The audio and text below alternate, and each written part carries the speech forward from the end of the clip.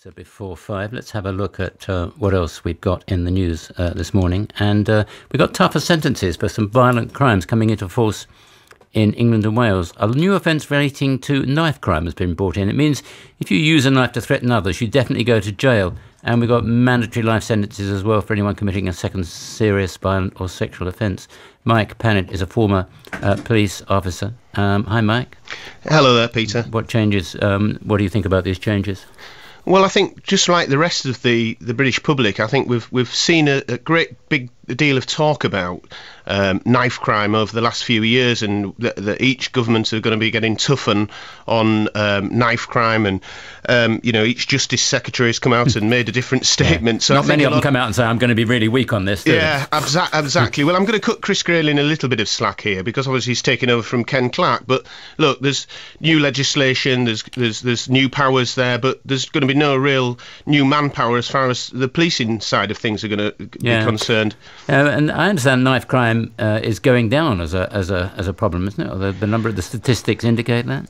Well, I mean, look, I'm not a great big statistical person. I think I'm more a listener to what the victims are telling me, and the victims out there are telling us there's a lot of violent crime out there, and there's a lot of victims of knife point robbery, as well as all the internal gang attacks. And in the springtime alone, I think there was well over 4,000 people arrested for carrying. Well, yeah, a lot of kids sometimes seem to, in various areas, almost feel the need to carry a knife, which is really perhaps at the heart of the problem. Well, I think you're absolutely right. Look, you can give police officers new powers, but again, all the police can go around doing is picking up the pieces of what they're confronted with.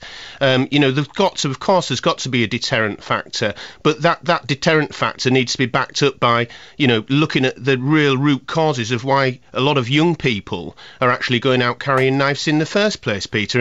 And they're more afraid, I'm afraid, these days of coming across other rival gang members than they are of the police, and that can't be right. So there's, getting to grips with stop and search. People go around, saying, well, about stop and search, and it's not right. Well, that's an absolutely vital tool for the police to be able to keep on top of who is actually carrying these weapons, and of course, other things, these back office staff that you hear about, being cut, when people are released from serving sentences from carrying knives, whether it's on a tariff or they're let out from serving the sentence early, the police must have a good intelligence system, and that's not really the case at the moment. And those who actually come out on licence, those ones where we're looking now at people who commit a second offence, serious offence we're talking about here, will go to prison for life. Mike. So there's a lot to be done there, Peter. Right, thank you very much. That's Mike Pannett. It's 4:45.